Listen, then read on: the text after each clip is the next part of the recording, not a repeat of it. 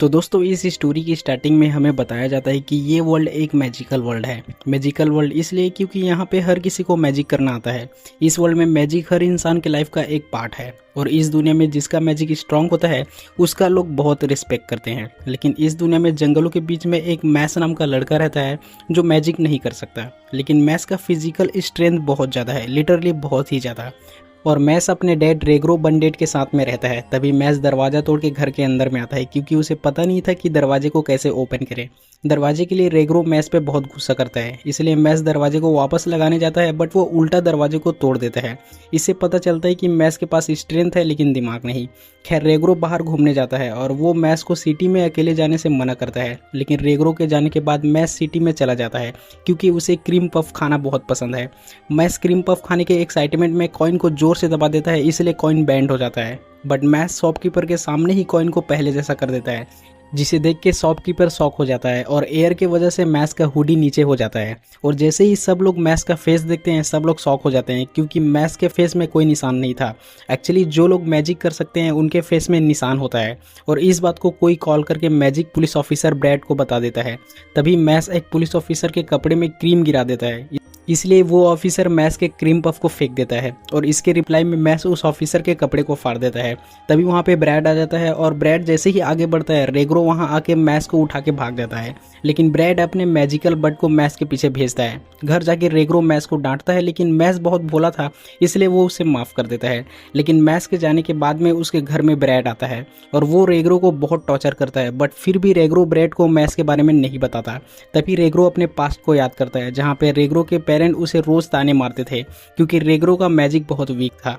Magic week होने की वजह से रेग्रो को कोई काम पे नहीं रखता था और सब लोग उसके ऊपर हंसते थे, इसलिए रेग्रो सुसाइड करने जाता है। लेकिन उसे वहाँ पे मैस मिलता है जिसे उसके मॉम डैड ने छोड़ दिया था क्योंकि मैस के फेस में निशान नहीं था। रेग्रो उसी टाइम ये डिसाइड करता है कि वो अब से मैस को पालेगा और उसे बेहतर लाइफ देगा। खैर अपने डैड को बचाने के लिए मैस वहाँ पे आ गया था और मैस के ऊपर में ब्रैड अपने मैजिक से अटैक करता है, लेकिन ब्रैड के हर मैजिक को मैस अपने स्ट्रेंथ से डिफ्लेक्ट कर देता है। इतना ही नहीं, मैस मैजिक स्टिक से ब्रैड के शील्ड को तोड़ देता है। ये देख के ब्रैड को समझ में आ गया था कि वो मैस से नहीं जीत पाएगा और इसीलिए वो मैस को चैलेंज करता है कि अगर वो ईस्टर्न मैजिक एकेडमी से डिवाइन विजनरी का खिताब जीत जाएगा तो वो इस वर्ल्ड में अपने डैड के साथ में सुकून से रह सकता है। और मैस भी इस चैलेंज को एक्सेप्ट कर लेता है क्योंकि इसी तरह वो अपने डैड के साथ में रह सकता है। इसके अगले दिन मैस ईस्टर्न मैजिक एकेडमी में जाता है जहाँ पे और भी बहुत सारे बच्चे आए हुए थे, लेकिन ईस्टर्न मैजिक एकेडमी का एंट्रेंस एग्जाम बहुत हार्ड होता है, इसलिए यहाँ पे एडमिशन उन्हीं बच्चों को मिलता है जिसका मैजिक स्ट्रांग होता है। तभी क्लाउड जो कि इन सब का एग्जाम लेगा वो सभी बच्चों को देख के खुश था क्योंकि सभी बच्चे एग्जाम के लिए बहुत मेहनत कर रहे थे। बट तभी वो मैस को देखता है जो कि वर्कआउट कर रहा था। क्लाउड मैस को देख के गुस्सा हो जाता है क्योंकि इस वर्ल्ड में मैजिक के अलावा और किसी भी चीज को बेकार माना जाता है और ब्रैड ने मैस के फेस में निशान बना दिया था ताकि सभी लोगों को लगे कि मैस मैजिक कर सकता है। खैर इसके बाद में क्लाउड सभी स्टूडेंट के बीच में आता है और क्लाउड को देख के सभी स्टूडेंट उसका तारीफ करते हैं और अपना तारीफ सुन के क्लाउड भी बहुत खुश था। तभी क्लाउड अपने मैजिक से सभी स्टूडेंट के लिए बैठने और लिखने का अरेंजमेंट करता है। क्लाउड सभी स्टूडेंट को आंसर लिखने के लिए हाफ आवर देता है, बट स्टूडेंट के लिए ये बहुत मुश्किल था क्योंकि पेपर में सभी क्वेश्चन मूव कर रहे थे। बट मैथ्स पेपर के क्वेश्चन को धमकाता है, इसलिए सभी क्वेश्चन मूव करना बंद कर देते हैं। इतना ही नहीं, मैथ्स सिर्फ अपने अंगूठे से एक बड़े से पत्थर को उठा देता है और बाकी स्टूडेंट को लगता है कि मैथ्स ये सब अपने मैजिक से कर रहा है। तभी क्लाउड एक भूल भुलैया बनाता है जिसके अंदर में ट्रैप भी बिछा हुआ था और सभी स्टूडेंट को उस भूल भुलैया से 30 मिनट के अंदर अंदर बाहर निकलना था। भूल भुलैया के अंदर में मैथ्स के पास में एक लड़की आती है जिसका नाम लेमन था।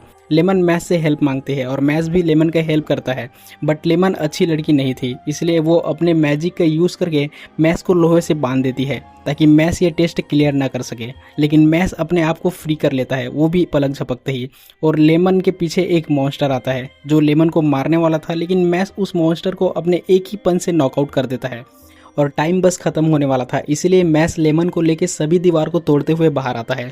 लेकिन बाकी स्टूडेंट बोलते हैं कि ये रूल के अगेंस्ट में है, बट लेमन सभी लोगों को बताती है कि ये सब उसके कारण हुआ है, इसमें मैथ्स का कोई फॉल्ट नहीं है और ऐसा करने के लिए उसे प्रोफेसर क्लाउड ने कहा था।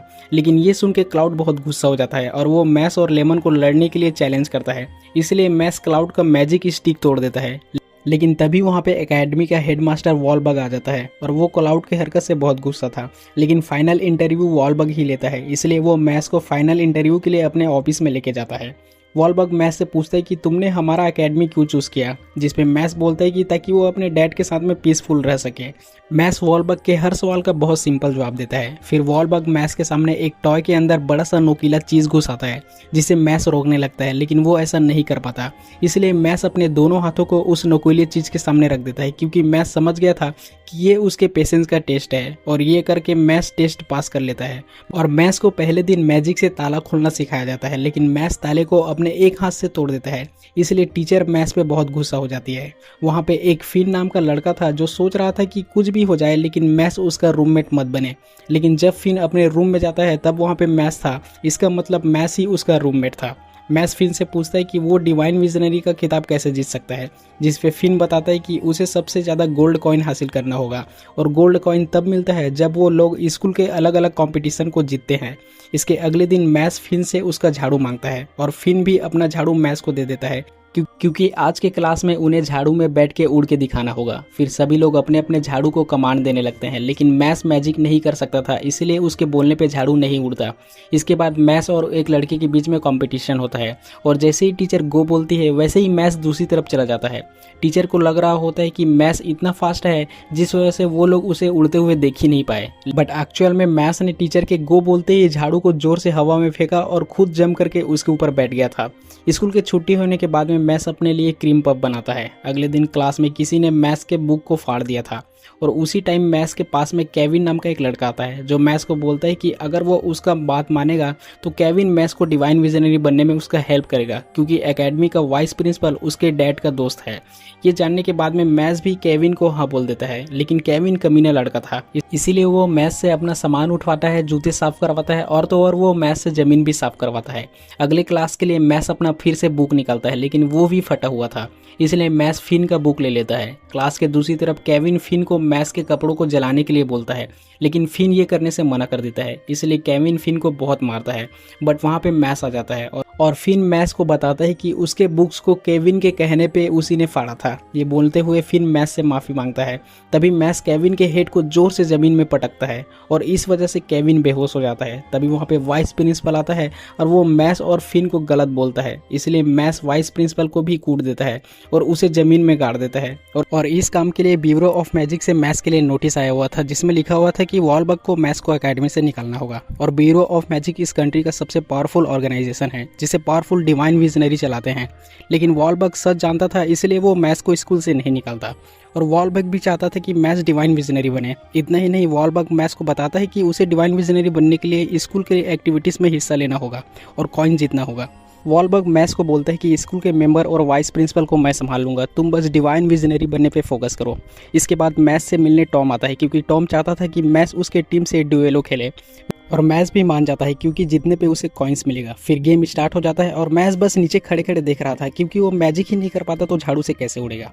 तो दोस्तों, अभी के लिए इस वीडियो में बस इतना ही, और इसका नेक्स्ट पार्ट मैं बहुत जल्द अपलोड कर दूंगा।